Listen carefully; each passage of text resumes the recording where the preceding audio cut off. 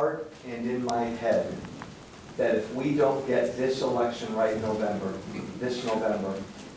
I fear for this country. Now, I say that so that everybody in here, whether you like me or you can't stand me, I say that, and we've got more chairs, guys, so you understand, again, Republican or Democrat, so you understand why I've been doing what I've been doing the last 2 years. I don't want there to be another member of Congress that does this more than me. I sleep on the floor in my office in D.C. I've pledged, I've sworn to my wife and my God and myself, I'm a term limit guy. If I'm fortunate enough to get reelected, I'm never serving more than 3 terms, 6 years. I turned down the congressional health care. And that got me in a lot of trouble. I turned down my congressional retirement package, and boy, is it a doozy. This job isn't a lot of fun, but the reason I work my tail off, and the reason I do this more than any other member of Congress, is because I truly believe we don't have a lot of time. I don't care where you are on the political spectrum. You love Walsh, you can't stand him. You love Obama, you can't stand him. All you do is listen to Fox News. All you do is listen to MSNBC. Doesn't matter to me. Agree a little bit with what I'm saying.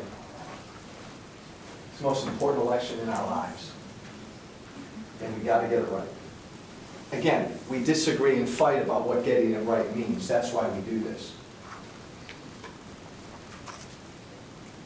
I couldn't do this if people didn't come out and talk with me. This would be a real boring thing to do if we had just my wife and Anthony here. Nothing personal.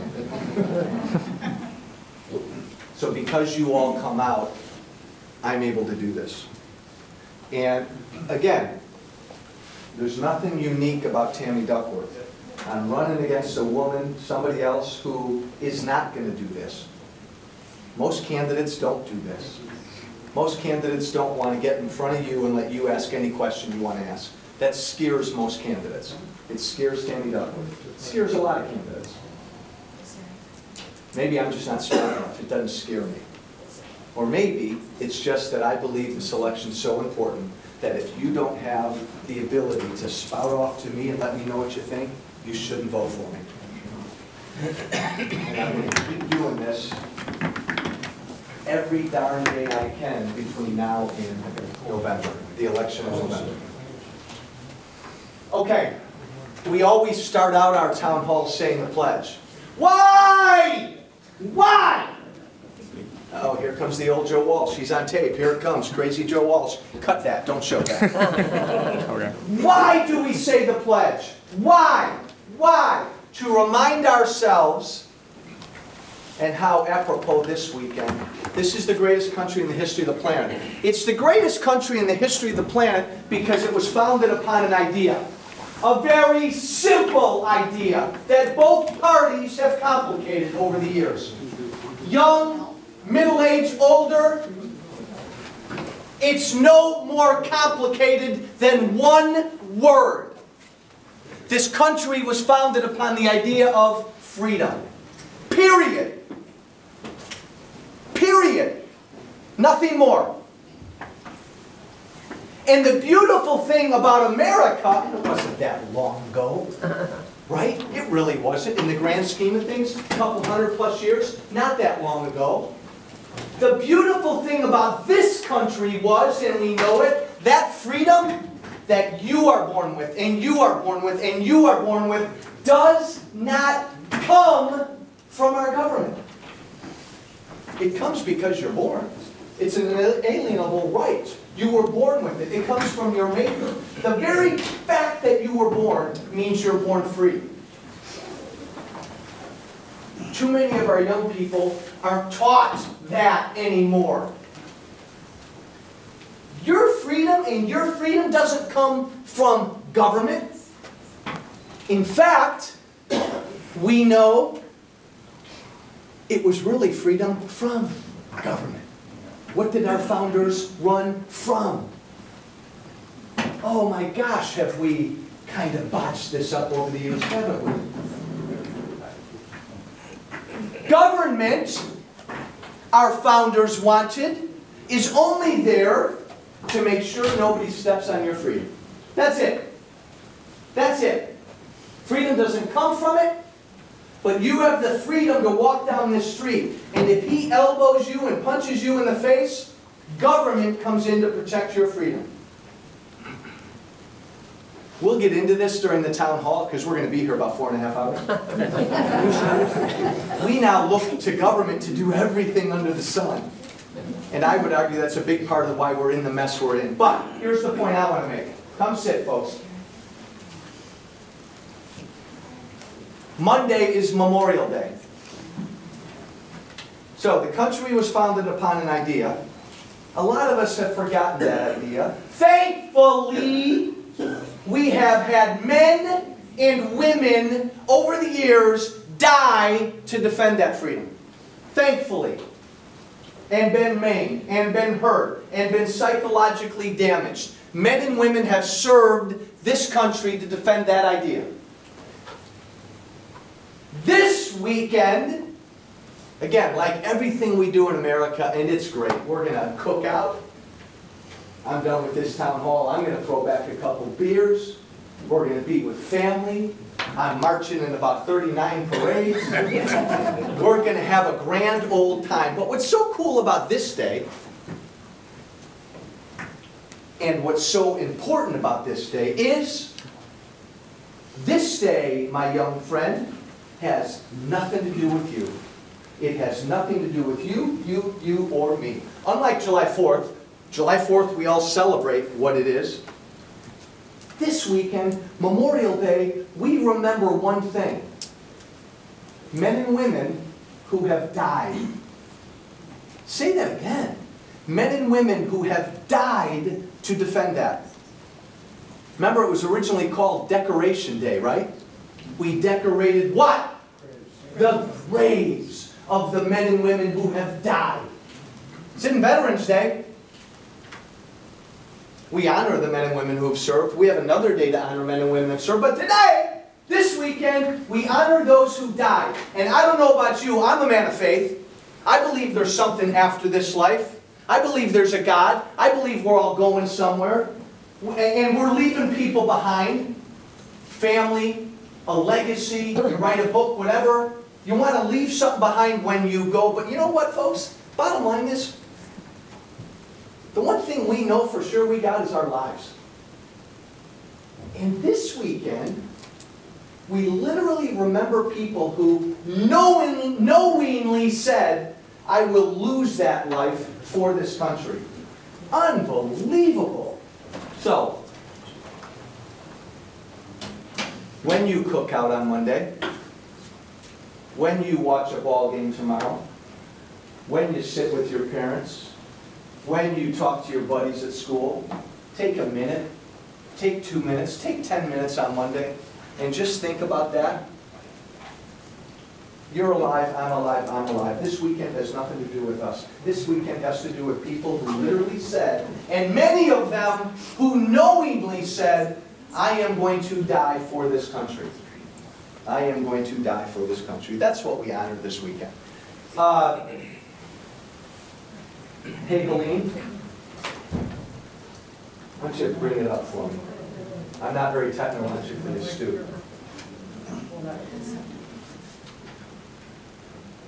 Okay, I can read it. This is, has anybody heard of this? The Sullivan-Ballou letter?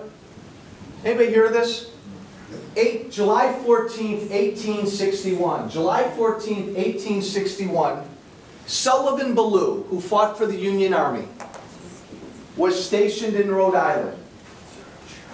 He was about to be shipped off down south to go fight. Sullivan-Ballou. He had 2 boys. Come sit, guys. And a wife named Sarah.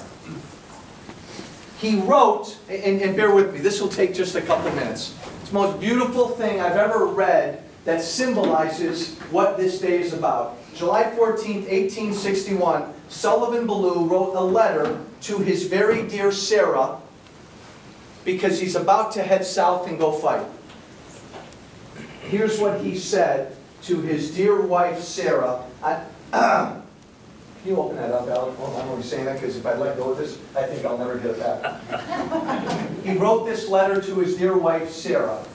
My very dear Sarah, the indications are very strong that we shall move in a few days, perhaps tomorrow. Lest I should not be able to write again, I feel impelled to write a few lines that may fall under your eye when I shall be no more. Boy, they wrote more beautifully back then. I have no misgivings about or lack of confidence in the cause in which I am engaged, and my courage does not falter. I know how strongly American civilization now leans on the triumph of the government, and how great a debt we owe to those who went before us through the blood and sufferings of the Revolution. And I am willing, he said to his dear wife Sarah, perfectly willing to lay down all my joys in this life to help maintain this government and to pay that debt. Sarah, my love for you is deathless. It seems to bind me with mighty cables that nothing but omnipotence could break. And yet my love of country comes over me like a strong wind and bears me unresistably on with all these chains to the battlefield. The memories of the blissful moments I've spent with you come creeping over me. And I feel most gratified to God and to you that I have enjoyed them for so long. He's expecting to die. And how hard it is for me to give them up and burn to ashes the hopes of future years when, God willing, we might have still lived and loved together and seen our sons grown up to honorable manhood around us. I have, I know, but few and small claims upon divine providence. But something whispers to me, perhaps it is the wafted prayer of my little Edgar, that I shall return to my loved ones unharmed. If I do not, my dear Sarah, never forget how much I love you, and when my last breath escapes me on the battlefield, it will whisper your name.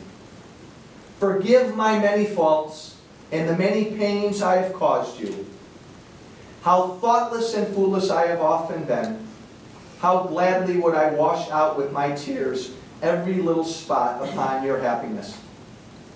But, oh Sarah, if the dead can come back to this earth and flit unseen around those they loved, I shall always be near you in the gladdest days and in the darkest nights, always, always. And if there be a soft breeze upon your cheek, it shall be my breath.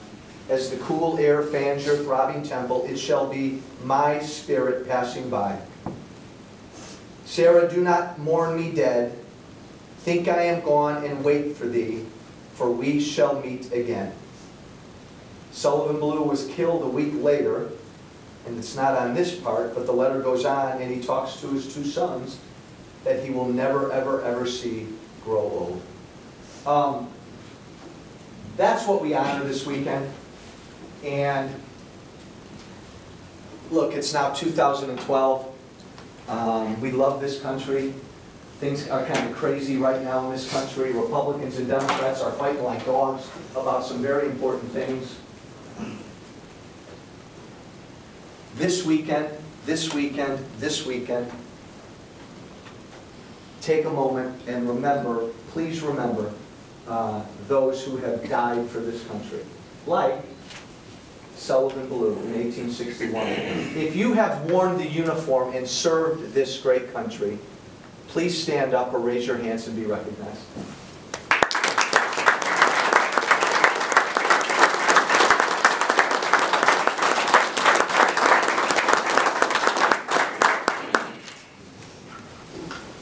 Thank you. I'm going to take about 5 minutes. I'm going to talk about a couple things. Then we're going to do what we always do. We're going to open this up to questions. I can't stand politicians who do this kind of thing.